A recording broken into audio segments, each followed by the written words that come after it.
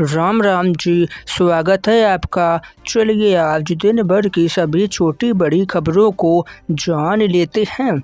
तो देखिए, शक्कर की बढ़ती कीमतों के बीच एक अच्छी खबर सामने आई। अब उत्तर प्रदेश में शक्कर महंगी नहीं होगी, ऐसा मुख्यमंत्री योगी आदित्यनाथ का कहना है। हाल ही में सीएम योगी ने एक बैठक बुलवाई। उसमें सीएम ने बताया कि राज्य में चीनी मिलों में कुल 179.38 लाख क्विंटल चीनी का स्टॉक मौजूद है। इसके साथ ही सीएम योगी ने कालाबाजारी रोकने के लिए भी बड़ा फैसला लेते हुए चीनी को 30 दिनों से ज़्यादा जमा करने पर भी रोक लगा दी है, ताकि बाजार में सप्लाई बनी रहे।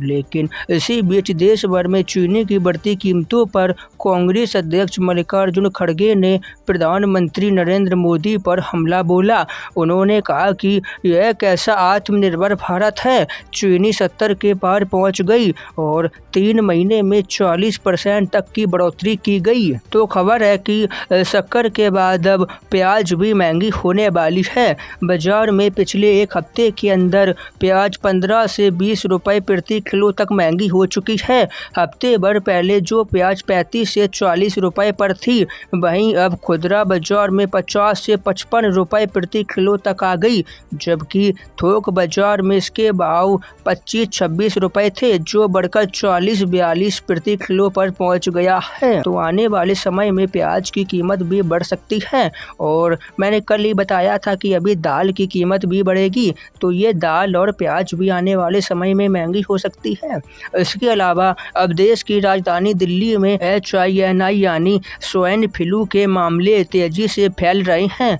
स्थिति को देखते हुए दिल्ली सरकार ने हेल्थ एडवाइजरी जारी की और लोगों से भीड़-भाड़ से बचने, साफ सफाई रखने व लक्षण दिखने पर तुरंत डॉक्टर से सलाह लेने की अपील की है। अगली बड़ी खबर है कि राजस्थान सरकार सरकारी स्कूलों का कायाकल्प करने के लिए 12,500 करोड़ रुपए खर्च करेगी। अगले 3 सालों में प्रदेश में करीब 3,500 नए स्कूल भवन बनाए जाएंगे और 83,000 से ज़्यादा नए क्लासरूम तैयार किए जाएंगे। साथ ही 22,000 से अधिक स्कूलों की मरम्मत होगी और 13,000 नए शौचालय भी बनाए जाएंगे। तो रक्षाबंधन के पावन अवसर पर हर बार की तरह इस बार भी उत्तर प्रदेश के मुख्यमंत्री सीएम योगी ने प्रदेश की बसों को महिलाओं के लिए बिल्कुल फ्री कर दिया है। यही सुविधा 27 अगस्त की रात से 28 अगस्त की रात तक लागू रहेगी। और ख़ास बात यह है कि माताएं बहनें अपने साथ अपना एक सहयोगी, यानी चाहे कोई एक बेटा, पति या भाई या चाहे कोई सहयोगी भी अपने साथ फ्री में ले जा सकती हैं। बड़ी खबर है कि भाजपा सांसद मनोज तिवारी के सबसे बड़े भाई साधु तिवारी की दिल्ली एम्स में इलाज के दौरान मृत्यु हो गई है। इधर देखिए, उत्तर प्रदेश की पूर्व सीएम और बसपा प्रमुख मायावती का मंदिर बनाने की मांग उठी है। अलीगढ़ के एक RTI एक्सप्रेस ने अपनी खुद की जमीन पर मायावती की मूर्ति बनाकर उनका मंदिर बनाने का प्रस्ताव मायावती को भेजा है, उनसे अनुमति मांगी है। अगली बड़ी खबर देखिए, बिहार में करीब 995 करोड़ रुपए की लागत से 4 लेन पुल का निर्माण किया जाएगा, जिसमें वर्ष 2028 तक लोगों के आगमन को बड़ी सौगात मिलेगी। दिल्ली NCR में बढ़ते प्रदूषण को रोकने के लिए भी दिल्ली सरकार ने बड़ा फैसला लिया है। अब दिल्ली में जनवरी 2028 से नोएडा, गाजियाबाद, गुरुग्राम, फरीदाबाद और सोनीपत में CNG ऑटो का नया रजिस्ट्रेशन पूरी तरह से बंद कर दिया है। चलिए अब बात कर लेते हैं आज के ताज़ा सोने चांदी के भाव की।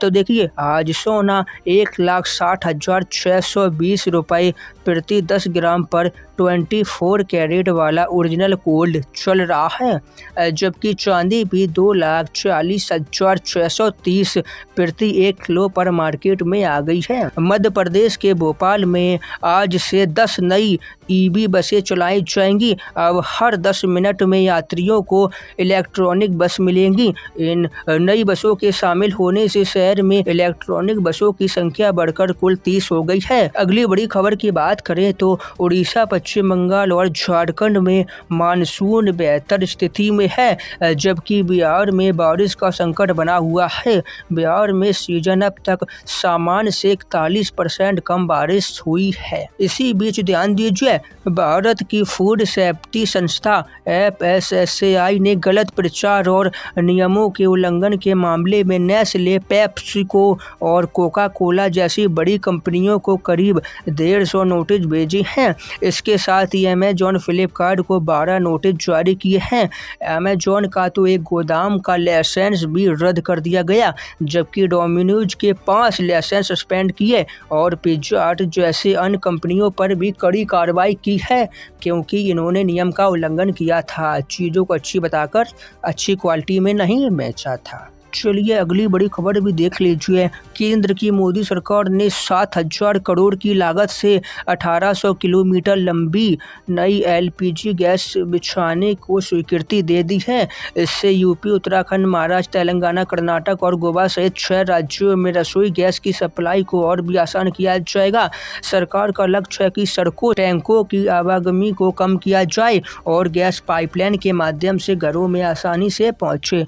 कांग्रेस नेता राहुल गांधी ने भी मनुस्मृति को लेकर बड़ा बयान दिया है। राहुल गांधी बोले कि महिलाओं को दबाने का माइंडसेट मनुस्मृति से आता है और आज हमारी लड़ाई इसी सोच के खिलाफ है। उन्होंने कहा कि बीजेपी और RSS के लोग चाहते हैं कि लड़कियां, महिलाएं एक ही पिंजरे में बंद रहें, लेकिन हम ऐसा हिंदुस्तान नहीं चाहते जहां महिलाओं को दबाया जाए। उन्होंने आगे कहा कि महिलाओं के खिलाफ 3 तरीकों से हिंसा होती है।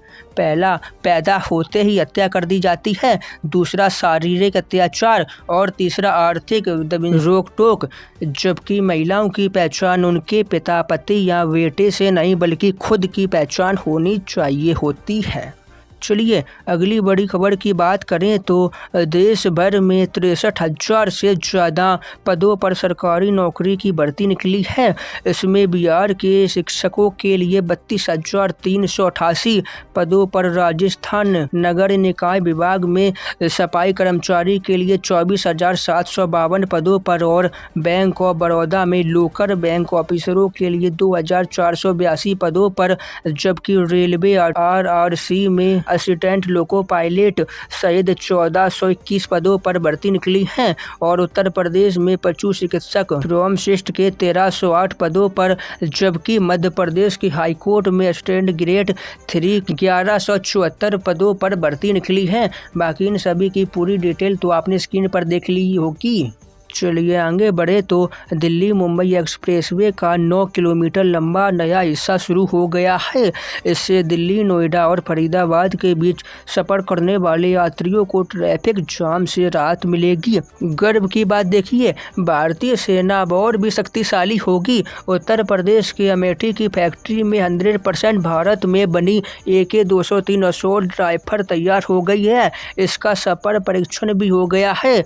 इसका नाम रखा है शेर। यह राइफल सेना में पुरानी INSAS राइफल की जगह लेगी। यह बहुत हल्की और बहुत मजबूत है, जो 800 मीटर की दूरी तक एकदम सटीक निशाना मार देती है और 1 मिनट में करीब 700 गोलियां दाग सकती है, जो कि हमारे देश के लिए सच में बहुत गर्व की बात है। अगली बड़ी खबर भी देश हित में है।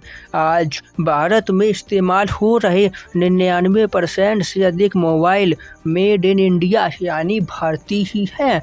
इनकी पूरी जानकारी केंद्रीय मंत्री अजनबी वैष्णव ने दी है। चलिए अब अगली और अंतिम खबर भी देख लीजिए। दिल्ली में प्रदूषण फैलाने वाली 106 औद्योगिक इकाई पाई गई। नियमों का उल्लंघन करने वाली 16 फैक्ट्रियों को बंद करने का क्लोजर ऑर्डर भी जारी कर दिया है। इसके साथ ही दिल्ली के विकास के लिए मास्टर प्लान 2047 लागू होने के बाद आने वाले अगले 2 महीनों में लैंड पूलिंग और सड़कों से जुड़े कई नए अहम और बड़े बड़े बड़े फैसले लिए जाएंगे, बदलाव भी किए जाएंगे आने वाले 2 महीनों में दिल्ली में।